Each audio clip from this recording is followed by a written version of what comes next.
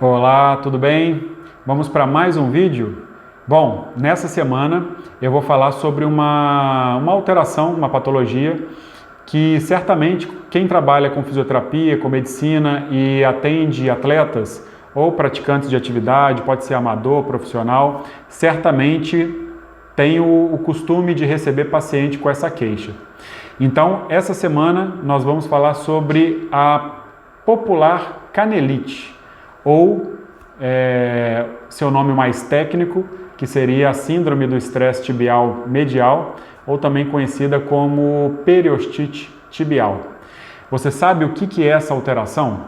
Tá? Hoje a gente vai falar um pouco do que é essa alteração, o que o paciente sente, qual que é o diagnóstico e quais são as alterações que levam a essa disfunção. Tá? E vou trazer também o que hoje em dia as pesquisas mais atuais estão falando a respeito deste assunto. Bom, inicialmente eu gostaria de falar que a síndrome do estresse tibial medial, ela é uma síndrome multifatorial. Então, dificilmente um paciente vai chegar para você com apenas uma alteração e essa alteração capaz de gerar toda essa síndrome que ele está sentindo. Muito dificilmente. Normalmente, é um acúmulo de fatores, algumas alterações acontecendo no corpo desse paciente que gera sobrecarga para cima da tíbia e ele começa a desenvolver isso tudo, ok? Então, iniciando, como eu falei, é uma síndrome multifatorial e a gente vai falar de alguns fatores que podem desencadear essas alterações. Então, primeiro de tudo, o que o paciente relata quando chega no nosso consultório? Inicialmente, ele se queixa de uma dor normalmente localizada no terço distal da tíbia, tá? Não é próximo ao tornozelo, aqui está um pouco cortada, mas é no terço distal da tíbia e mais medialmente, ok? É uma dor que tem mais ou menos uma faixa de uns 5 centímetros, ela não é pontual, ela é espalhada e ele consegue localizar a região apalpando perfeitamente. Então, primeiro, ele chega se queixando dessa dor e a frequência dessa dor depende muito do grau que essa lesão está. Então, normalmente, a literatura classifica em 4 graus. O primeiro grau é quando o paciente ele sente esta dor após as suas atividades físicas. Então, ele vai fazer a corridinha dele de final de semana ou vai fazer alguma prova, ele consegue fazer a prova, mas após terminada, ele começa a sentir essa dor, tá? No terço distal, na parte medial. Essa é a grau 1, é um iniciozinho, uma dor mais suave. A grau 2, esse paciente começa a prova sentindo um pequeno desconforto, não é nada muito acentuado, mas ele começa a sentir um pequeno desconforto na mesma região, que ao longo do percurso, ao longo da prova, essa dor passa e ele termina ela sem dor, tá? No grau 3, ele já inicia a prova com uma dor, passa a prova inteira sentindo essa dor, é uma dor que não cessa durante a atividade, tá? E a grau 4, que é a mais aguda, a mais severa, é uma dor no qual o paciente ele sente até mesmo em repouso. Então, ou às vezes com um simples caminhar, atividades básicas já é o suficiente para desencadear esse desconforto. E nesses casos, no grau 4, é importante a gente diferenciar a síndrome do estresse tibial medial de uma fratura por estresse, são duas coisas diferentes. Tá? Então, se houver suspeita de uma fratura por estresse, é melhor analisar mais profundamente esse caso, porque aí provavelmente o tratamento vai ser outro, ok? Então, normalmente, ele apresenta um desses graus, tá? E a queixa é sempre na mesma região, independente do grau. É sempre muito próxima, esses 5 centímetros mais ou menos de área, e nessa região da tíbia, ok? Bom, o que esse paciente normalmente apresenta para gerar uma sobrecarga para essa região? Então vamos lá falar um pouquinho do que os estudos, o que as pesquisas vêm falando recentemente. Primeiro, eles descobriram que na região onde o paciente queixa dessa dor, essa é uma região que os pacientes que sentem essa síndrome é uma área que normalmente ela tem uma densidade óssea menor. Então, pacientes que têm a síndrome do estresse tibial medial, eles diagnosticaram e perceberam que aquela região tem uma densidade óssea reduzida. E depois que o paciente se recupera, após um bom tempo, essa densidade vai voltando ao normal. Tá? É uma síndrome que se caracteriza muito por uma dor no periósteo e muitas das vezes está associada a um excesso de tensão da musculatura naquela região. Tá? O excesso de tensão inicialmente pode causar um quadro inflamatório, tá? Mais agudo, mas com o passar do tempo aquilo dali vai se tornando mais crônico, a inflamação cessa e começa a apresentar processos de degeneração. Então, o corpo, na verdade, ele acaba degenerando mais do que a capacidade de se recuperar. Então, com isso, aquilo dali vai se tornando um pouco mais crônico, tá? E quais são as alterações mais conhecidas, quais são as alterações que normalmente o paciente apresenta quando ele chega no nosso consultório? Isso baseado nos estudos mais recentes. A primeira e mais citada de todas é a pronação, a hiperpronação de retropé e mediopé.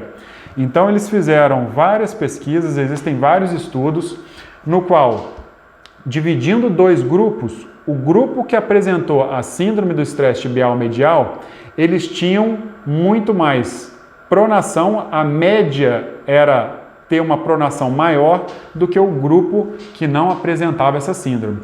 Então, em praticamente todos os estudos hoje em dia, eles estão correlacionando com esta hiperpronação de retropé e de mediopé. Isso não quer dizer que todos os pacientes que apresentam síndrome do estresse tibial medial apresentam pronação. Não, tá? Mas é muito comum a gente avaliar o paciente com essa queixa e na hora da análise diagnosticar essa pronação dele. Então, o primeiro fator é a hiperpronação. Tem uma relação muito grande. Segundo fator que eles correlacionaram também foi o teste do navicular drop test. Quando esse teste é positivo, esse teste positivo aumenta a chance dos pacientes desenvolverem essa síndrome. Caso você não conheça o que é o navicular drop test, é um teste muito simples, tá? Que a gente realiza em consultório. O que a gente pede para o paciente fazer? Primeiro, o paciente sentado, com o pé apoiado no chão, mas sem a descarga do peso do corpo, ele vai estar sentado. A gente vai medir a altura do tubérculo do navicular até o chão. E vamos ver quantos centímetros e milímetros tem essa distância. Depois eu vou pedir para o paciente ficar de pé, jogando o peso do corpo, e fazer a medição novamente dessa distância. Um artigo verificou que quando ocorre uma alteração maior do que 6,7 milímetros de diferença, ou seja, não chega a 1 centímetro, 6,7 milímetros na média, quando apresenta essa alteração, os pacientes são muito mais suscetíveis a desenvolver essa síndrome. Eles dividiram em dois grupos, né? O grupo que apresentou essa síndrome tinha uma queda média em torno de 6,7 milímetros. O grupo que não apresentou tinha uma média de 3 ponto alguma coisa. Então era uma diferença bem significativa. Então, se você durante o teste analisar que ocorre uma queda maior do que 6 milímetros, maior do que 7, isso aumenta o risco dos pacientes desenvolverem a síndrome do estresse tibial medial. Ok? Então, o navicular drop test também foi um teste muito importante e interessante para diagnosticar e entender como que essa síndrome pode se desenvolver. Existem outros fatores citados na literatura também, como por exemplo, mulheres são bem mais suscetíveis a desenvolver essa síndrome do que os homens, tá?